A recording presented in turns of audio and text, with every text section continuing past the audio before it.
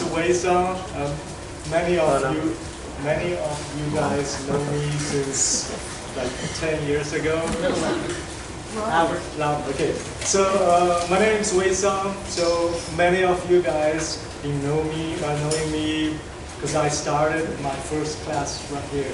Actually, in Portland Arts Center, 2009. And then 2011 or 12, I came here and stayed here for a while. That's, I think, where I met Jim, I met Margot, and Edge too here. So that was about 10, 12 years ago. Since then, I mostly take classes here, and then in 2016 I took a class in Poland, and then I stayed with Poland for a while. I went there for the winter residency. Then 2019 I became an apprentice to with Marshall Owen Pottery. So for a year we worked together 6 days a week for a whole year. That's a really good experience for me. So after I done with my apprentice, I'm a studio potter. I just make pots in my home, and right now I think I'm teaching here, and so I teach one class per session, but I rotate in craft center, Poland mostly. I'll add another class that's in Satoma. And an exciting thing, in May I'll be teaching in Poland. So yeah, so that's just think about 10, 12 years pottery journey, and I'm really excited to get to here. And it's really an honor that PPG invited me for the demo here. That's Jet and that's JP. Yeah. So for tonight, the topic will be wheel throw altered shape. So I'll start with some. This is probably easier to understand. So you throw a cup, then cut this part, and then basically alter this round shape into square at the bottom. But then I'm keeping this round shape. So it's really interesting, the shape change from square to round. So that's something it's easier to do. Just need to it's not much of altering. So the key about altering the pot. So typically you will have to have a very thick bottom, or no bottom. So you will have to completely reshape it.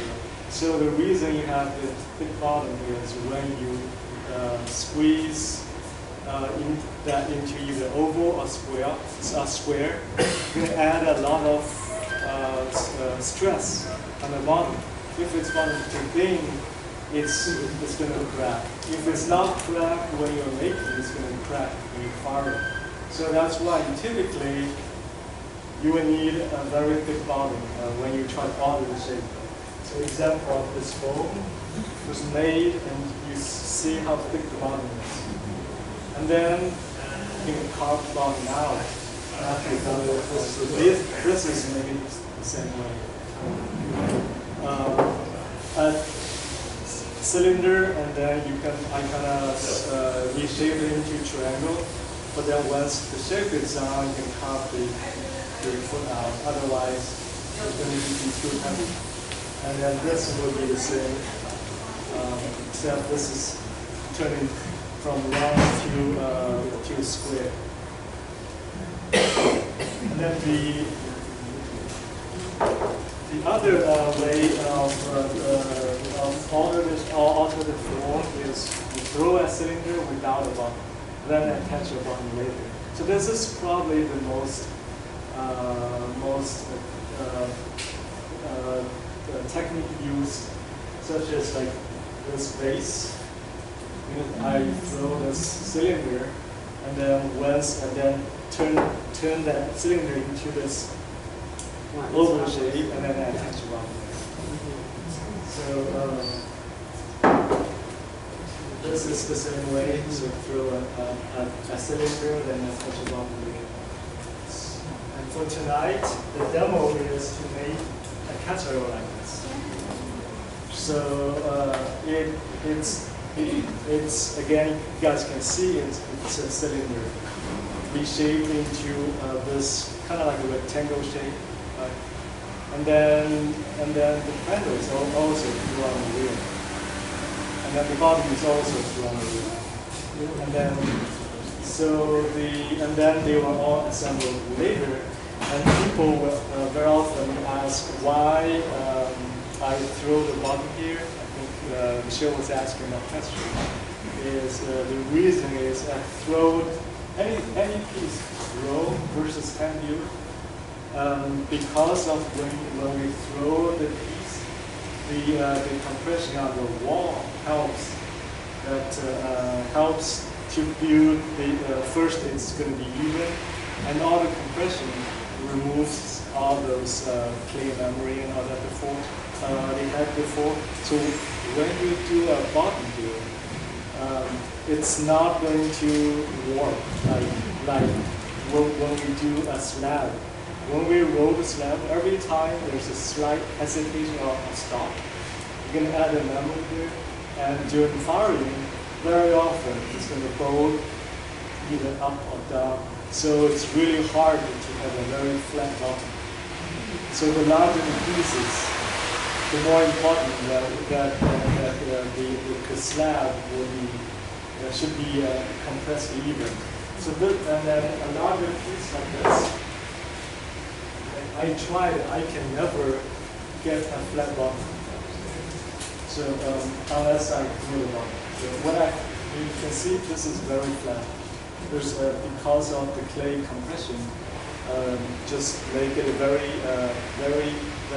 stable. It's not going to be watery. So first of all, any questions so far? Yeah, just if you have any questions, just feel free to stop me. What do you fire to? What is your firing cone temp? Depends on, I typically, if I do the work at home, it would be cone 6 electric. And then, but personally, I like high fire, like gas. My favorite would be atmosphere firing. Like this is firing in wood kiln with salt. So this is my favorite look. But it depends how where when I get access to the kiln. So I do all I try even cone the low firing, cone 04, cone 1. That's also working as well. But typically I do the cone 6 or cone 10 gas reduction.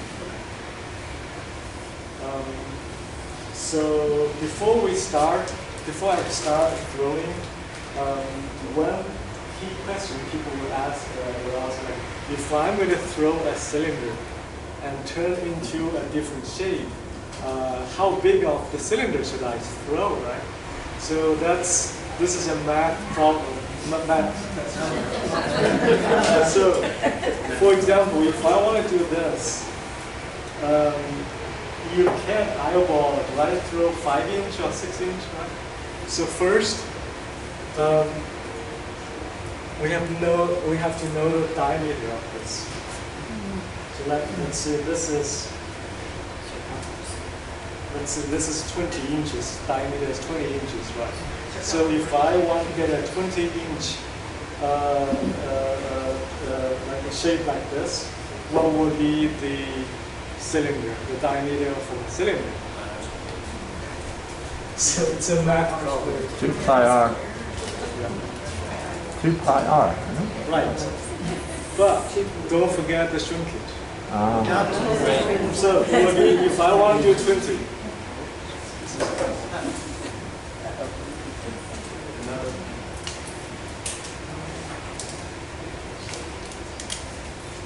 So if I want to do 20, so first I have to time, like say roughly 1.12, that's the shrinkage. Right?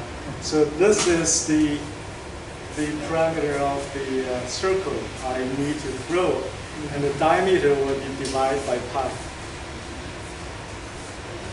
So just trust me. This is being proven by mathematicians. So if someone calculate this.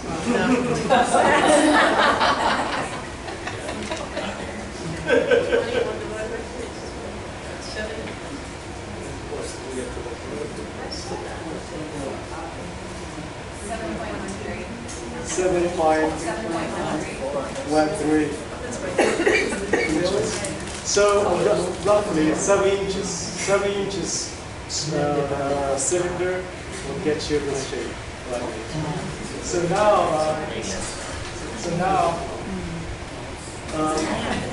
when I try to use the same thing, when I try to throw a casserole like this.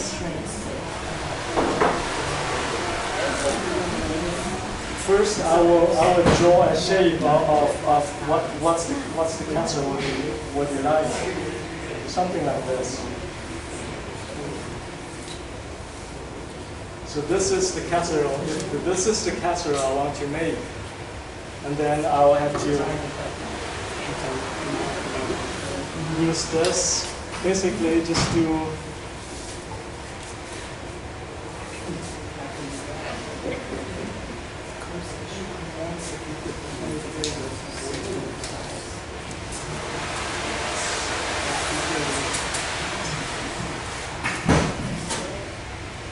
So this is 36 inches long, right? So now I need to make 36 inches times shrinkage, and this divided by pi. So that will be the diameter of this. So but I made so many because so I think roughly it's 15 inches. 15 inches cylinder is what I need to make. 12.8. 12.8. Where does the 1.12 come from? Is that percentage? Yeah. Your inflation rate is 1%? Oh, okay. Oh, got it. Yeah. Got it. So if I want to make this, Jeff says it will be 12. Roughly 12 inches.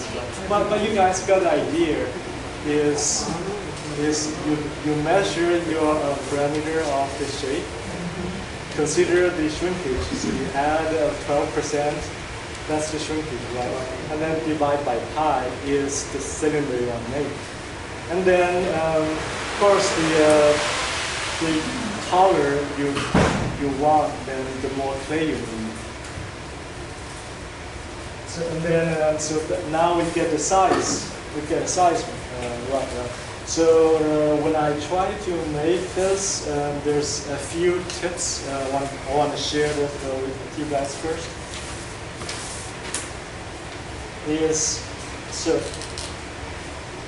This is actually another cool thing about wheel throw, because it's so much more efficient than hand building.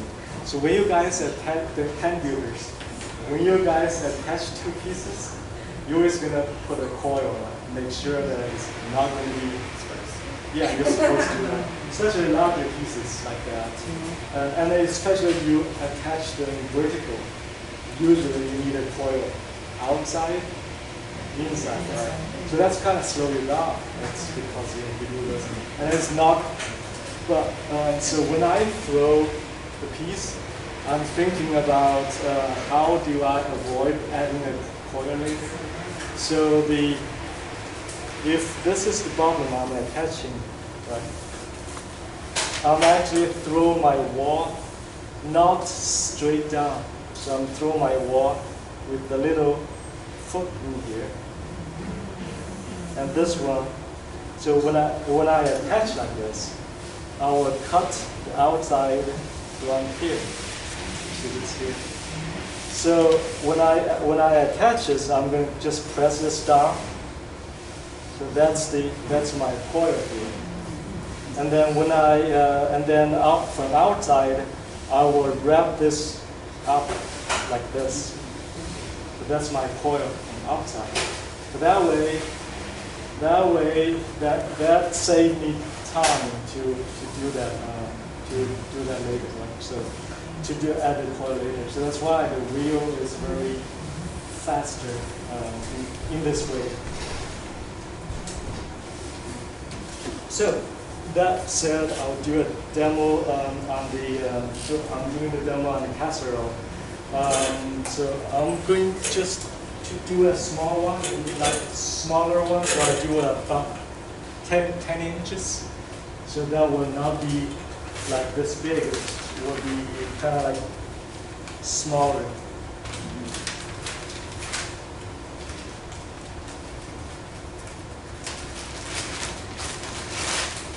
So first, I'm doing the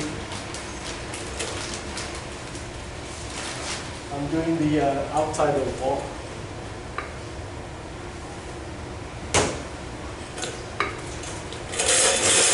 How many pounds is that about? It's about 3.5.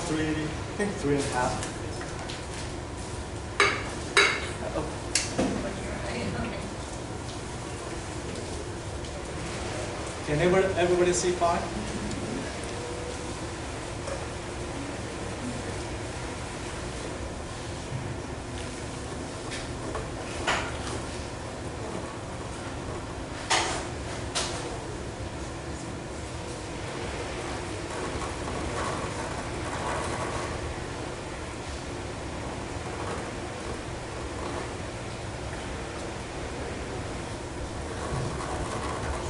And one thing I learned when I throw, I use very little water, especially on these pieces. When the wall gets thin and you got more water there, it would make the work harder as the water make clay get soft.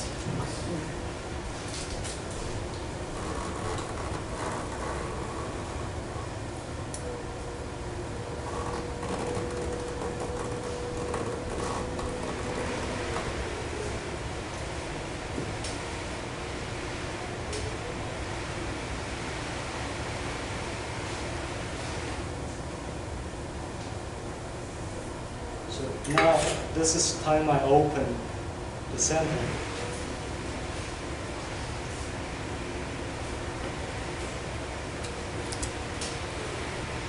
So another tip is when you try to open the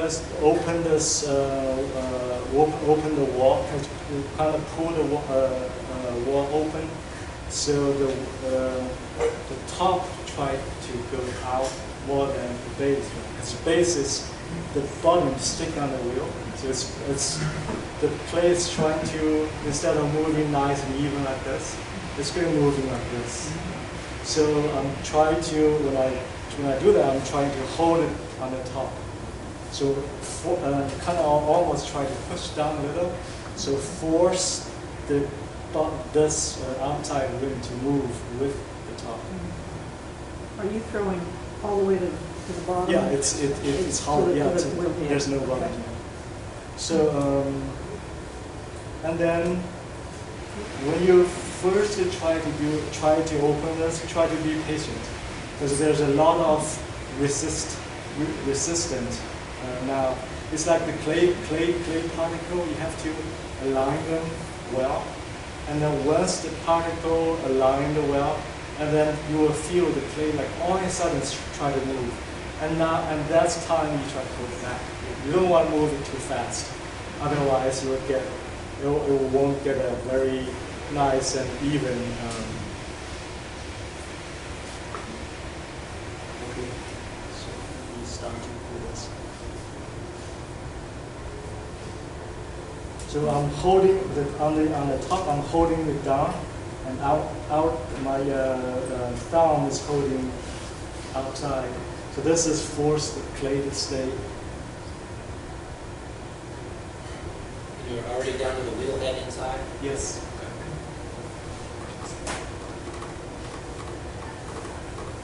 So there's a lot of resistance now, so you have to be moving slow. But then, like then all of a sudden, the clay just moves. Like now, so I have to be careful. I'm not trying to not move too fast.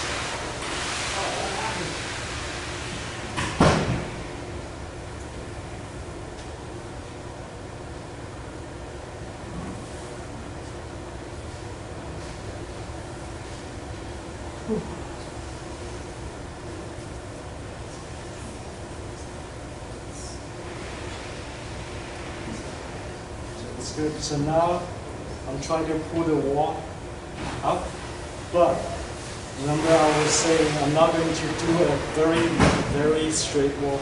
I'm going to do inside. There's this little curve in there. That will be the clay I left for used for flange later.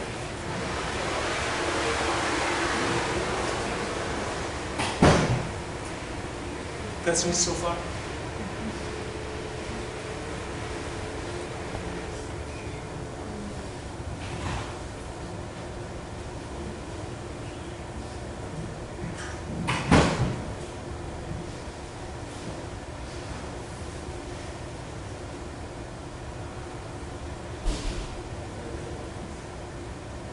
And the other tip is, it doesn't matter which shape you're gonna make.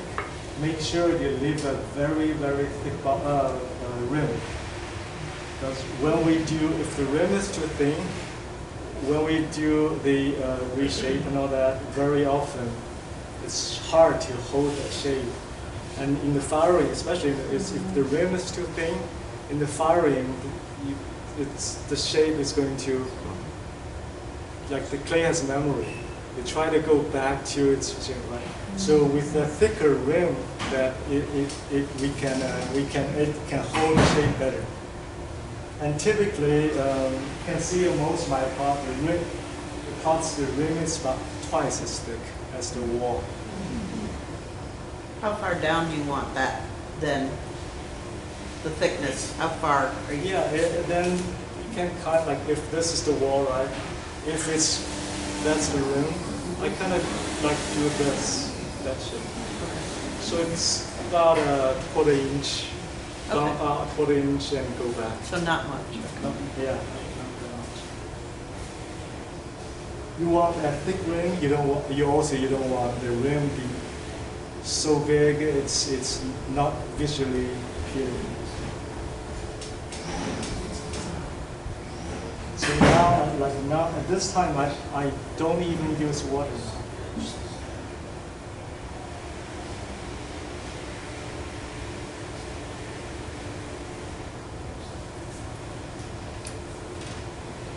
And depends on what you're making, and that can decide how thick I want the wall is. So if I'm making a vase, usually I want the wall to be thinner, because I don't want a really heavy vase. But if I'm doing a casserole, and I typically will have a thick wall, because when you put that in the oven, if it's too thin or whatever, it's easier to crack. So for this one, I'm probably like 3/8 inches.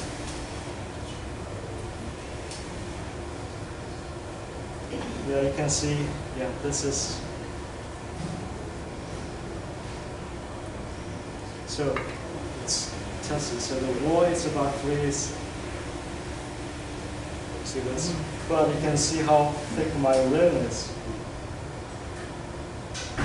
It's almost more than half inch. So it's double. It's double the thickness. Yeah.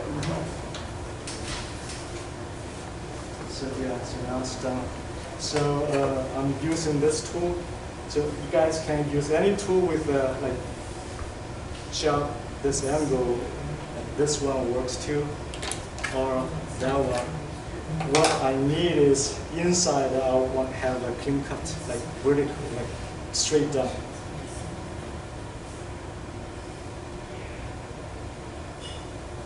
You're not going all the way down. Are you going all the way down? Yeah. Oh, I thought you were going to leave that. Oh yeah. So it will be like the wall is like this, right? Inside is like this. Trimming this. So you will see that in a few.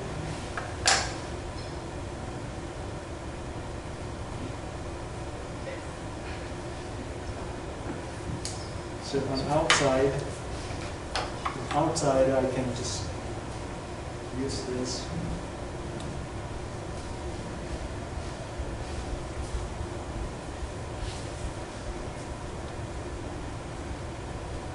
And depends on my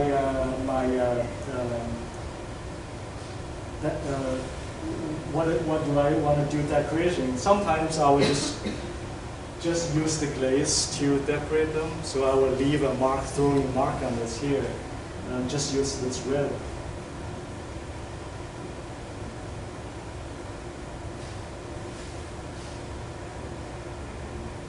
So the glaze will break. So that way I don't have to do other decorations. And that's also really nice for people to see irregular shape has throwing marks. It's even at the bottom, so I will do the bottom, and then when I stretch the bottom is not round but oval. That's really cool. So yeah, this is and then you can just cut it, and then, but since it's just a throw, the clay is really soft. I don't want to reshape it right now. Usually I wait about a couple hours before it's get leather hard, but it's in between leather hard and green. So I will show the another piece, but this is.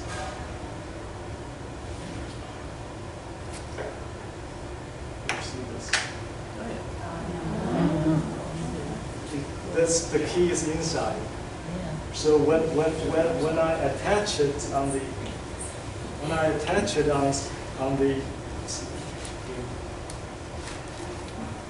so imagine this is the bottom.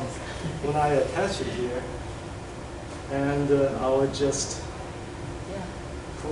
doing this. Oh, sorry. So that is my coil.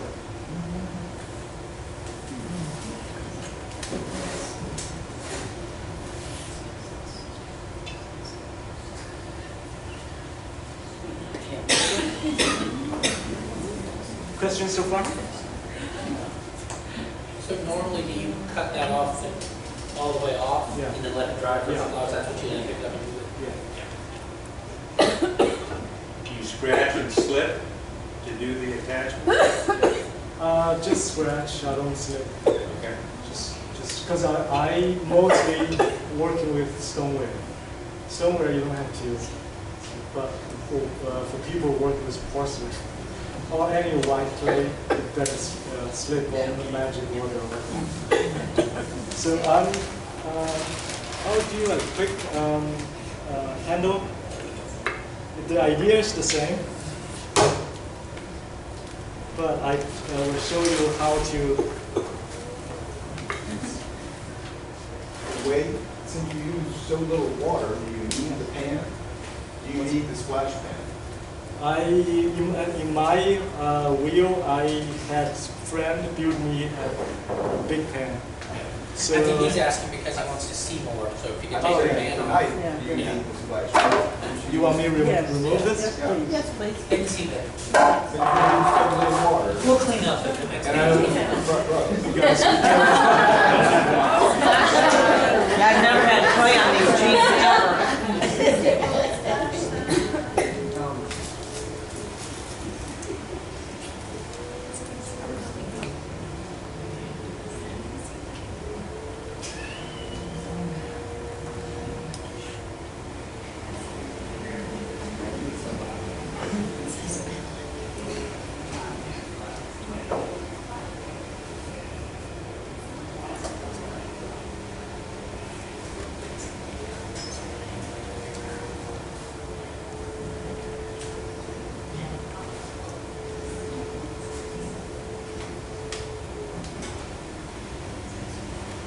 so to throw handle is more or less the same as I did on the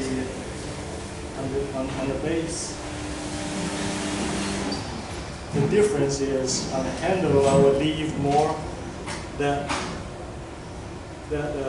attach, because really if the base is narrow, it's really hard to attach, and second to make it stay in that position, right? So I leave a really large, wide base, and so that's the difference.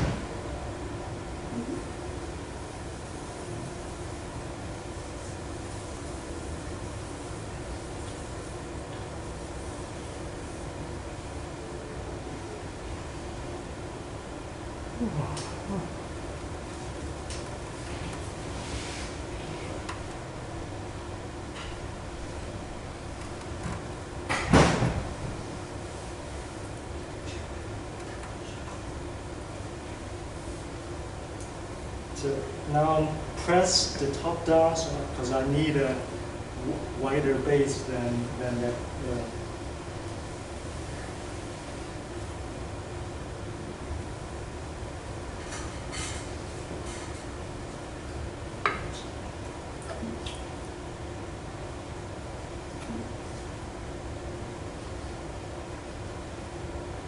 I think on my second class, I took in a craft center. I took altered shape form with Julie Olsen.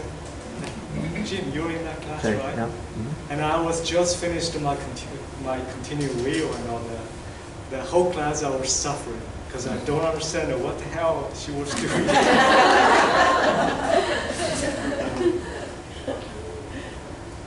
Yeah, it took me a while to figure out that Julie was left-handed too. Oh yeah.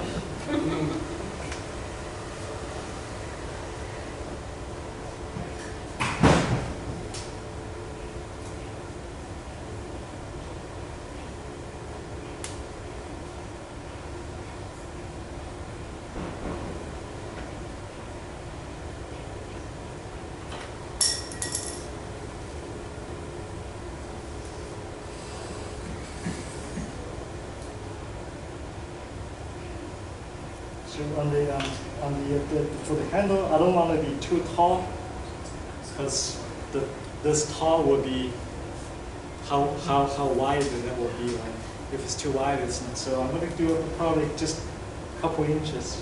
Yeah, this is probably good. So I'm leaving a thicker rim at the top. Because when you hold it, you want outside to be thicker than inside. Otherwise, it's going to be slippery.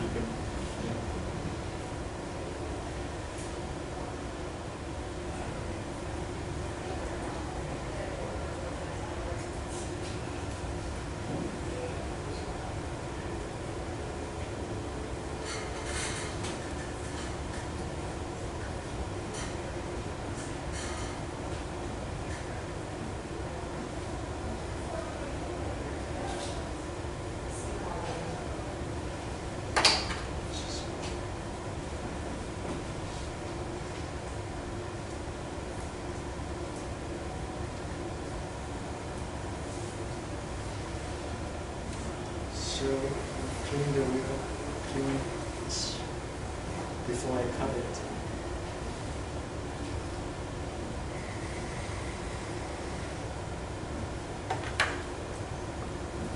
So to cut it, you don't really need to do this. You just need to cut the only the top. You see this. Just cut it through. And let the wheel spin.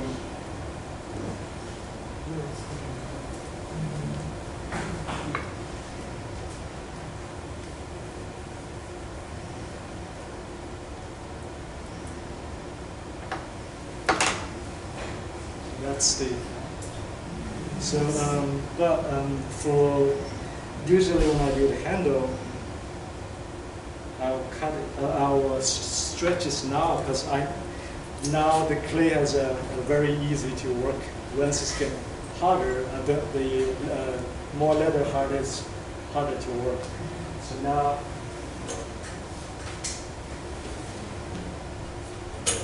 so you can just pick it up and then just shake. Do both sides and just leave it and let it dry.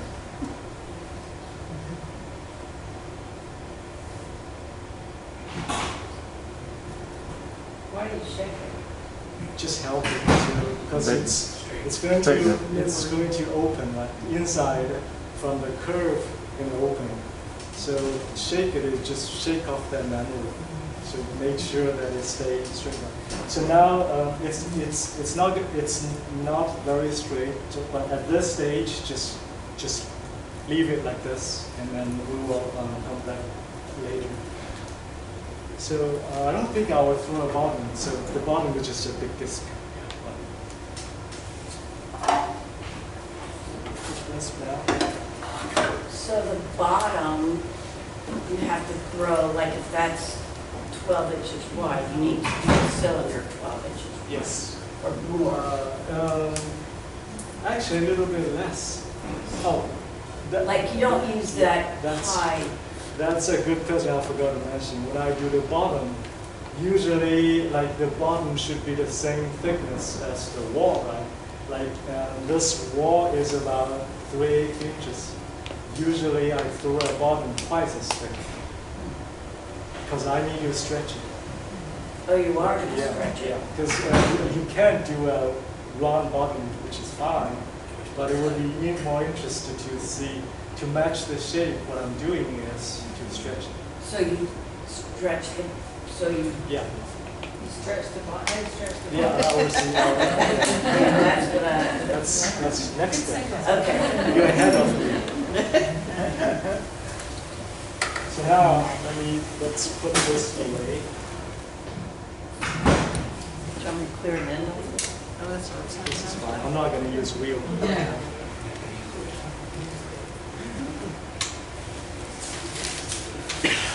Any questions? Why not just use a slab? What's that? You can't just use a slab? Yeah, for the of wall? course you can. You can add pattern. You can do the slab, but like I said, for the smaller pieces, slab is perfectly fine. You don't even, like, you can just use a rolling pin, roll it, which is fine. But when you get to larger pieces, doesn't matter. Like experience can be there, so no problem. But I can. I cannot do a very even compressed slab, even though I can roll that and it looks flat and all fine. But in the firing, it starts to change shape.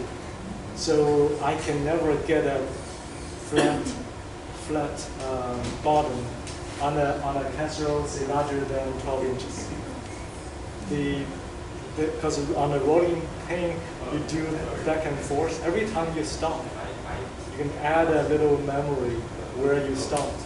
And you can keep rolling and it looks fine before you fire. But yeah, then even probably you will be look fine after this fire. It's flat. But then at cone 10, you're going to have problem. Is that true, the slab? You don't have that little piece of the handle, the orientation for how it goes on? Yes. The little piece in front, just so they can see it. Just So like the front, this all is, the way up front. Right here in front. Yeah. Oh, here it is. Yeah, that. Just show them how it goes on. So you can kind of shape this, right? And then this is going to touch it here. Which is I'm going to do next. You're ahead of it too. Yeah. So, So somebody asked a question about the sidewalk. So even with the slab roller, is that also, do you use distortions of the yeah, mechanical slab roller. Yeah, slab roller, the regular ones are better, but every time you stop is where you have to move, I saw you move back and forth, and then you can change the direction and move again. But it's not going to be as nice as Because I can see the slab fit here. Forget about it. You will never be able to get a flat on that roller with that. That's the vertical one. Yeah. I think, I'm sure people, there are people who figure it out, but I just like, instead of doing, because I don't do hand building that much, this is a lot easier for me. Way, Yes. when you stretch the circular slab, Yeah. you stretch it out, that doesn't give distortions that then will It will have, but because of its throat, it goes back to, it once goes back to that flat surface. It's the difference of what the slab rolling is. So I made this piece about 2 hours ago. So this is between let it dry and you can feel this after. So first I need to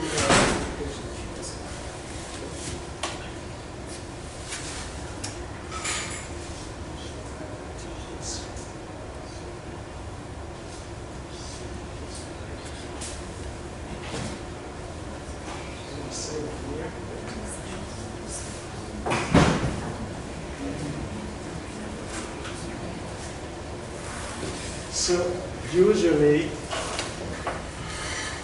I have that thing before I take off this wheel. You can do this, find the center. It doesn't have to be perfect. Find the center. That's where I'm going to use this. So this is the clay at this stage. It's still soft. So it's easier to alter the form without cracking. If it's too hard, you're going to have the cracking issue. So this is fine. I can just pick it and move it. But if it's too big, I kind of have to use my arm, try to stick on it on this thing, and then try to hold it, lift it, and then move it. But this is fun. What I'm trying to do this. Then I have this 2 reference points. This will be my corner, 2 corners. Then I can kind of just get to the casserole shape.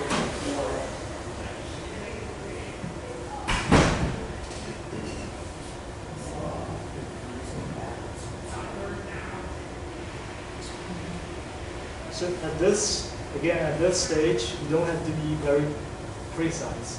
You just need to get the initial shape. You put that memory in there. So because it's still too soft to do the final reshaping. And at this time, just to make sure the clay has the memory, so I kind of stretch the 4 corners. Stretch here and stretch at the top as well. That's why you need a very thick rim, because otherwise it's going to crack.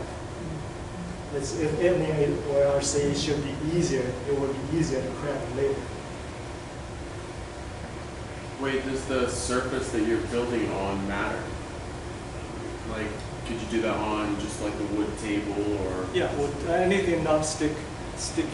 But this is the perfect one, like the. Shiva. Yeah, what's that called? Gypsum board, drywall. Yeah. Drywall, that's the best one, because once I leave it there, it's actually going to suck the moisture out from the water. Okay. So that's helps later. So just eyeball it, try to make it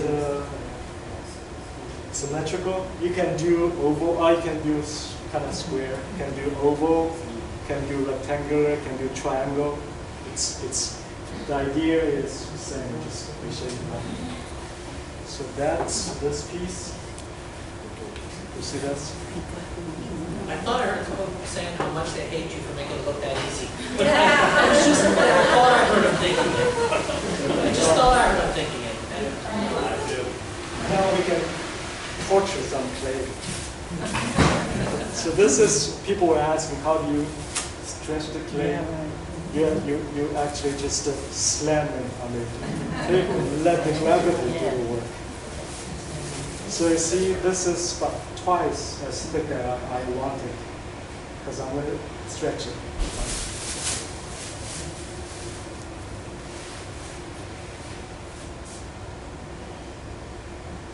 Cut it or not?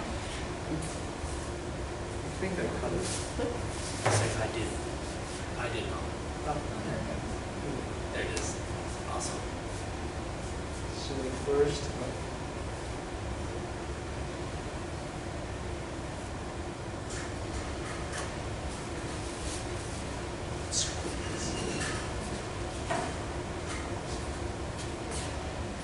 so this is called stretch.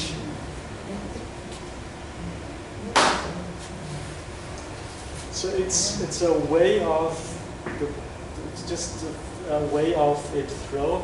It touches the edge first, and then the edge got stick on the board, and then the gravity will stretch it. So you don't really need to do much other than just repeat that. But you alternate ends. Yeah.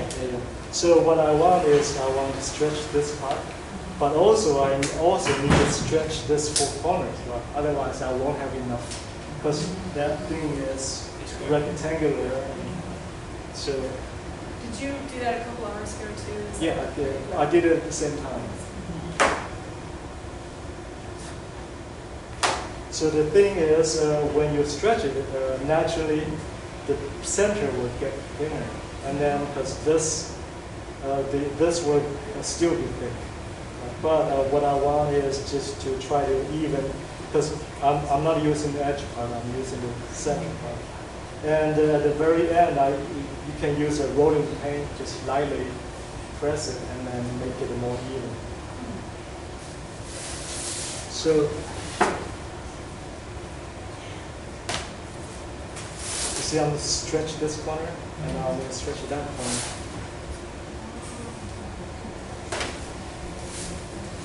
So now, I think I got plenty of width. Now I just need to stretch this. And I want this to be more of an oval shape, right? That will match the rectangular look.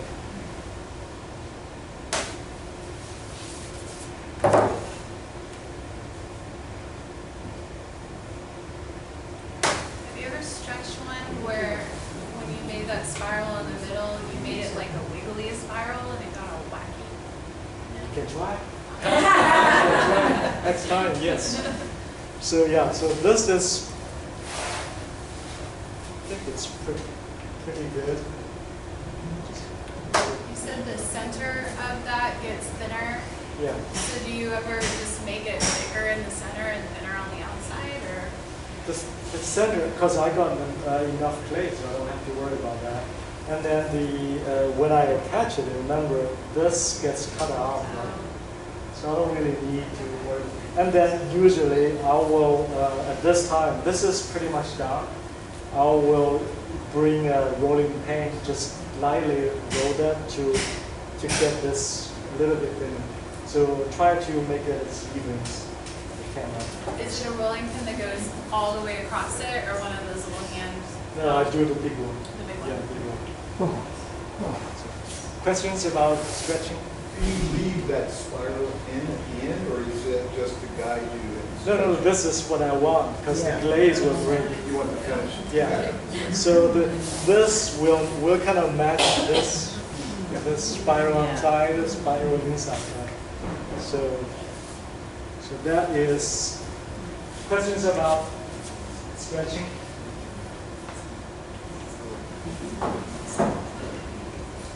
So now I made this morning. So this piece we're going to assemble. So usually I will leave this and cover it and for about half day. So they will get kind of the same wetness, right? Well, and everybody who worked on this before and I'll try to attach clay.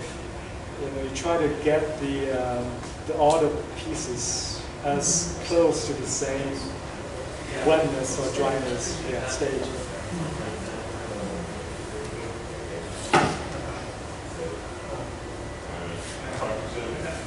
So the tool I use, you guys should all know, it's mostly this tool cut, and trimming is using the shear form, and ribs I use these two ribs, hard and soft, and things help me to scorch the. So this is about leather art. So the key of all this series is you need to kind of practice out at what stage doing what. So just repeat. I do this thing when right after I finish I throw. I take them from the wheel, stretch it to make it like more like a straight line. I cannot do it if I leave this on the wheel until it dry, let it dry. When you try to stretch, all this on the edges will break. You need to do it as soon as you throw it. And then to change shape to that, the smaller ones like this one, you can as soon as you finish throw. That's probably like 5-6 inches. You can do it on the wheel like directly. But anything larger, because this clay is too soft. If it's too big and you try to squeeze, it's going to collapse it. Right? So you have to wait an hour or a couple hours, but also before it's getting leather hard. Otherwise, when you try to alter the shape, all the corners will crack. So and now, once that's done, and you have to leave it until leather dry for assembly. Because when we assemble it, there's lots of press and all that, and you want it to be harder. So just at a different stage, you do a different thing. So this is what I did. You see the roll mark here. And I was trying the best that throw marker would be in center. I think it's good.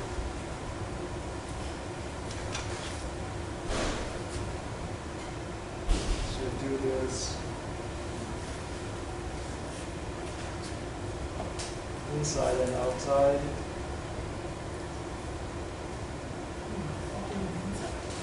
And usually I do put a mark here,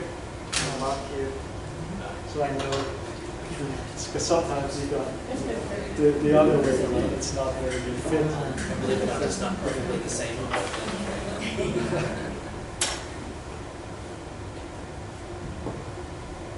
So this is a little bit tricky. Is flip over. You see the change shape, but it's fine. Don't need to worry too much. Now just score this.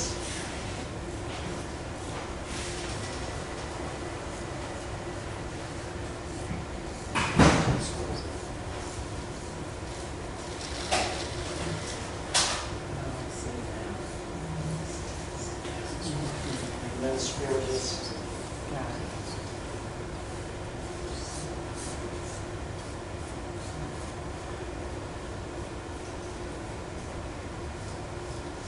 Are we good on time?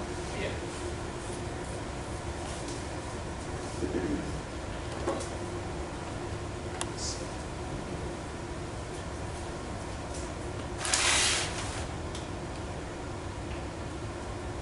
Usually I will use a brush, but this is fine.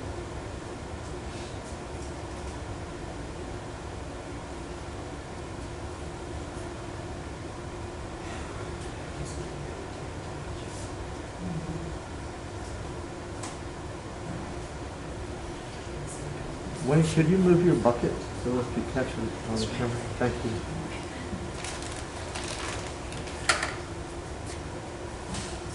So fine, that's the mark here, and that's the mark there, so this is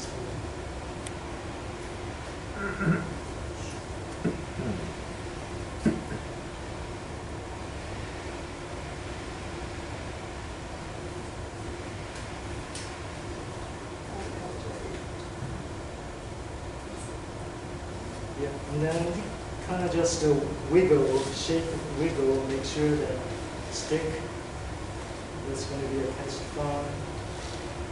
And that's the reason I said this has to be in 11 hard, otherwise you shake this before. So now that's the reason I throw that little flange is for, is to help attach it now. So I use it anything like with a rod or rod tip. So basically just compress and make the flange stick on the bottom piece.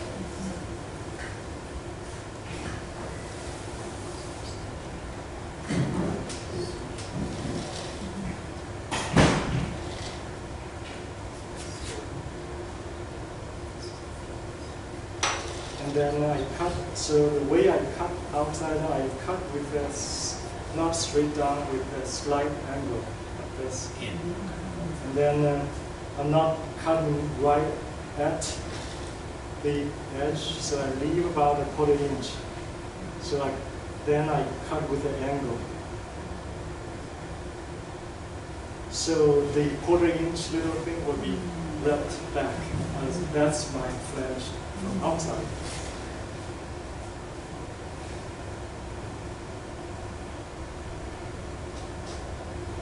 And it doesn't have to be very precise because we're going to share form it later.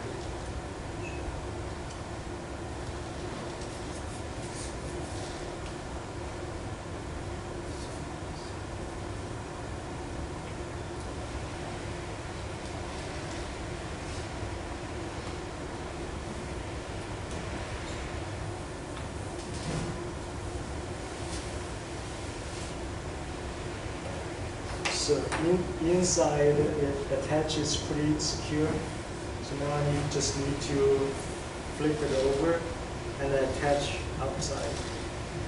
And then when I flip over, the bottom will be slumped down, right? So just use you can use a sponge, but I thought this is fine. Just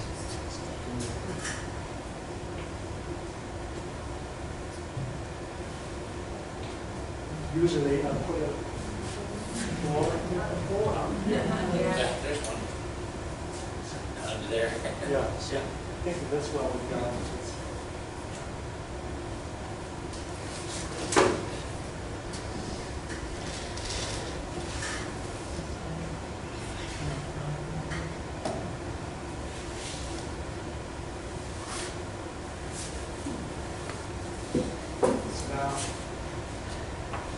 So compress from the inside up to outside.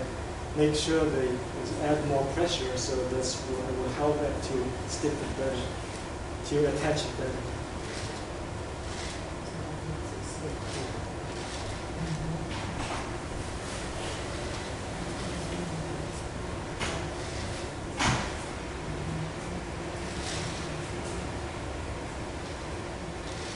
And also, this is where that wax line, I'll try to do that. So the outside, the sharp edges will be the wax line. Will help me wax later. Just, yeah, it's all about efficiency. So tool you're using a little bit flexible? Yeah, it's the red. Red laser. Oh, okay. Thank you. So this is from Matu. Matu has 4 colors. So this is very soft. Green is medium. I think yellow is hard.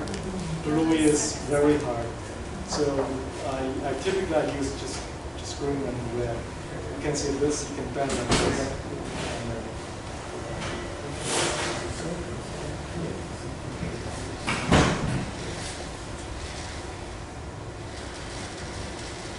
Now, so this is the shear forms for any extra play. You can cut it down.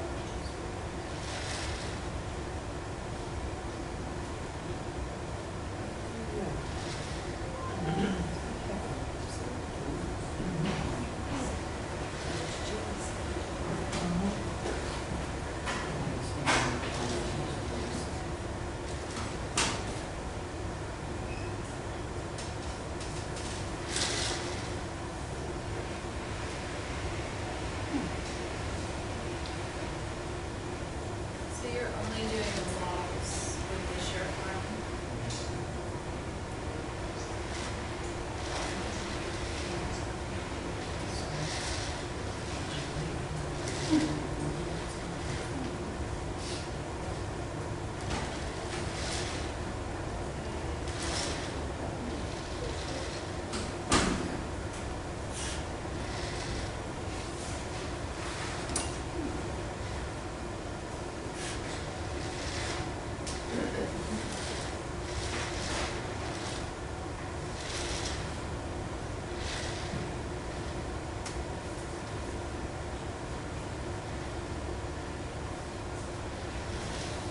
Did you say you were gonna do a workshop on this?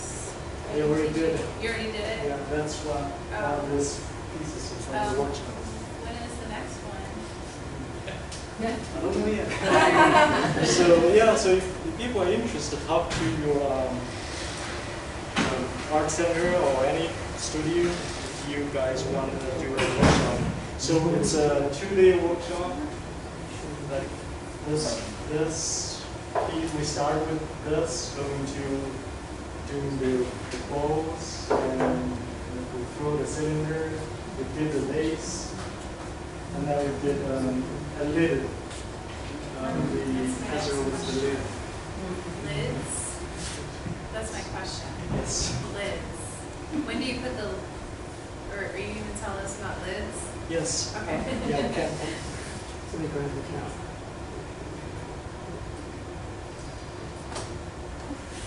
You see, when I do all that, move the clay change and all that, that's another thing about this, the wheel foot piece.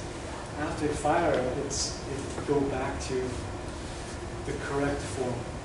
So that's why this stays flat and the wall stays straight. And that's what I love about the wheel foot piece. So I do a quick attachment on this handle. This is obviously this is too big. So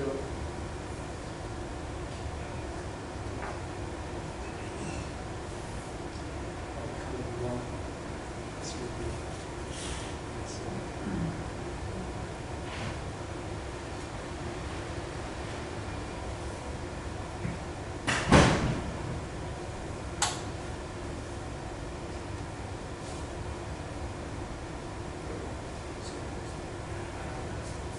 So I'm just doing this just to get this start. And before I attach, I'll slightly bend it to match this shape.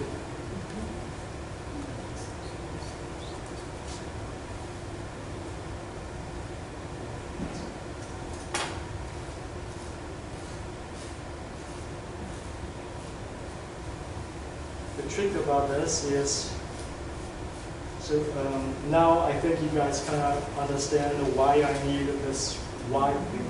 Because if I just do the small one, it's hard going to be attached on this, and it's easier because this is not, it's sit on the side, and it's very easy to, when you're firing, it's crack and all that. And then also I have a little flange, same idea, a little flange.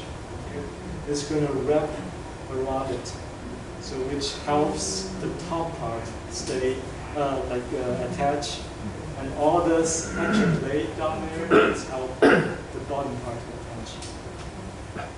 And now when I attach it, so the key is I don't want to attach it here, because when the clay shrinks, so you will have like a 1/4-inch drop here. So I want to attach like this. So when the clay, so first this whole flange will be wrapped in there, and then when the clay shrinks, stay like this. See this is actually a little drop, but that's what I try to avoid. The handle is a shrieker too, right? What's But that? just the handle is a shrieker too, just Yeah. different direction, right? Yeah.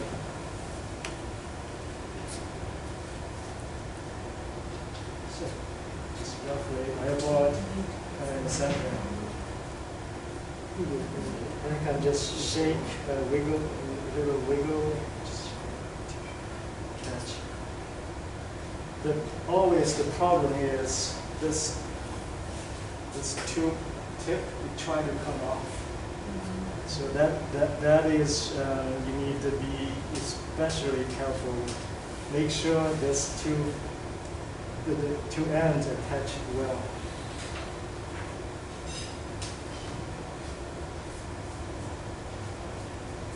So now I can just wrap this little flange back and help this top portion to attach.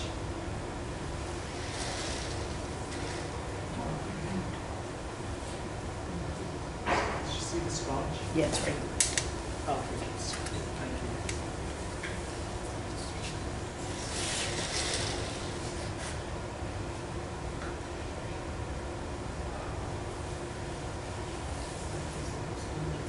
Then this will remove that attach that seam.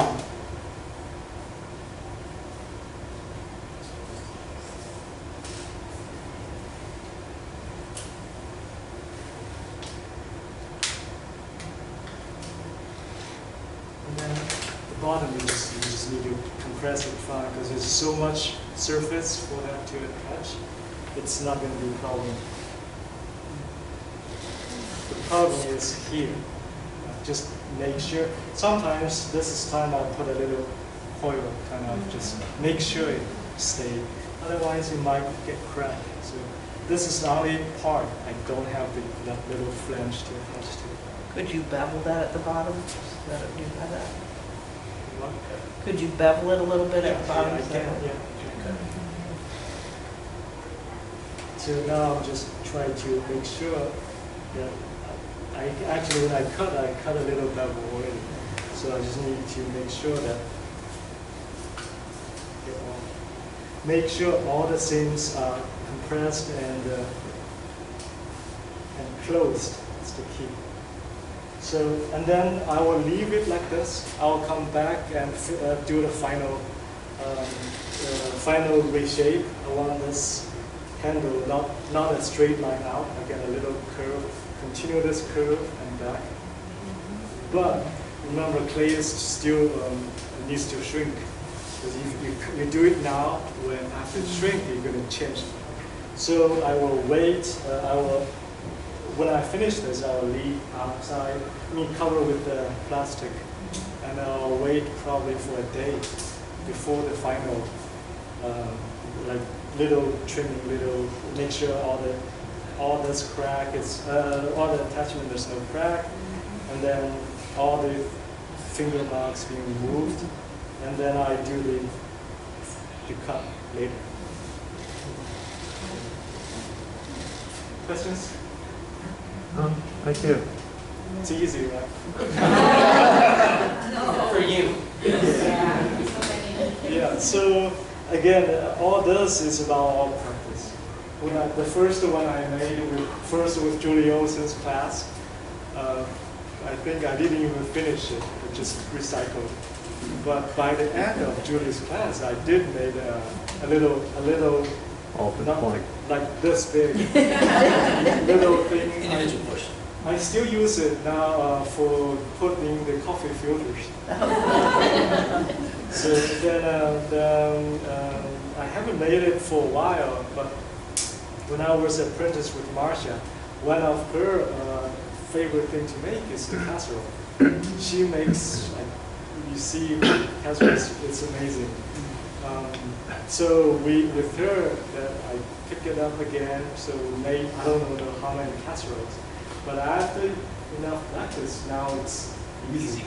And the thing is, to make one piece, it's kind of a lot of processing. But so usually when I make this, I usually make like 5 or 6. So just keep moving that way. It's not that making 5 is a lot easier than make 5 once. So yeah. Casserole. Thank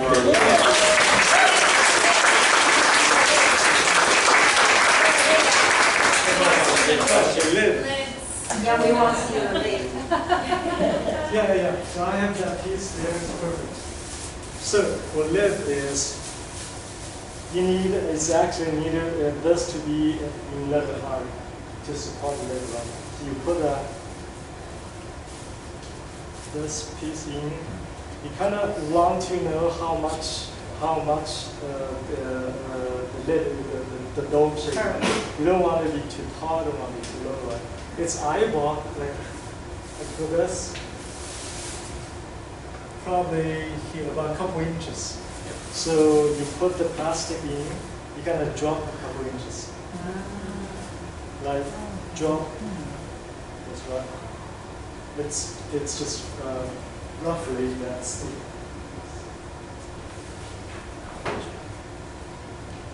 Then you have.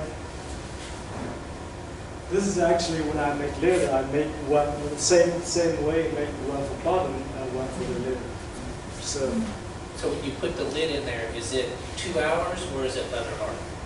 this doesn't matter. It doesn't matter. Because the lid will be leave on there to dry until they both on the leather hard. So the question is it easier if that little bit Yeah, softer? it's Probably easier. is. Yes. So I want the spiral facing up, so I need to put it down, right? You kind of, and also you kind of put the center, the spiral center in the center.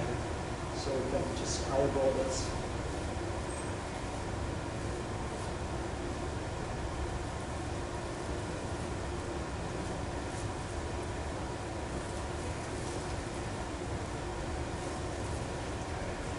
And then, so the lid, because the clay is soft, it's going to slump down easily, right? But you don't want to push this. You want to push the side, from the side, push it in.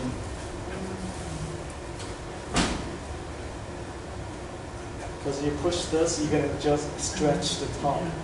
What you want is put this in so the lid will have like this, like that shape. So the drop should supposed to happen on the side. So you just push that in.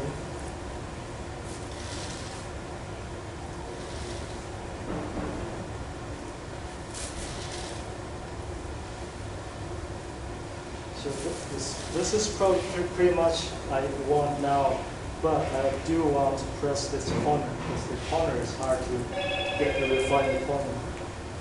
Just make sure when you press, don't just press here. You kind of push the clay from side. Give the clay more clay in the.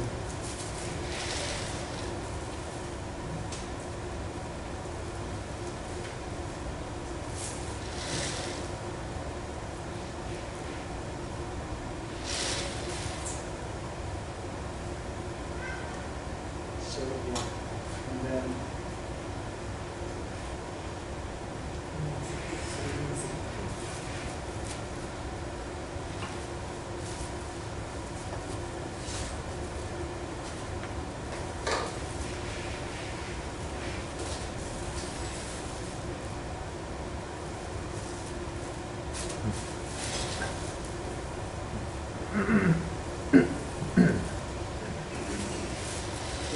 I'm just moving the excess clay.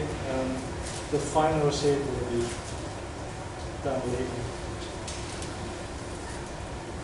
So now I will just put another piece of plastic, wrap it, and wait at least a day. Because if this is leather dry, this is not even, this is halfway through. So this will be longer. And sometimes I will just leave it like this for about 4 hours-ish. And then once it's close to leather hard, so it's not going to be stick on the other piece, right? I will remove the plastic, just drop that in, and then wrap it. Just let it dry for a day or so. That way they're going to be in the same amount. Before I then can flip it and then trim. Mostly just with shear force, just as much as you can. Then this I threw it on. So to another attention, just make sure when you attach the knob on it, you're gonna push it down. Just, yeah, remember you have to support from underneath. So yeah, that's why that piece it's all wheel through.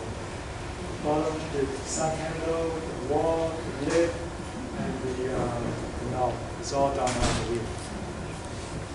So this is the piece.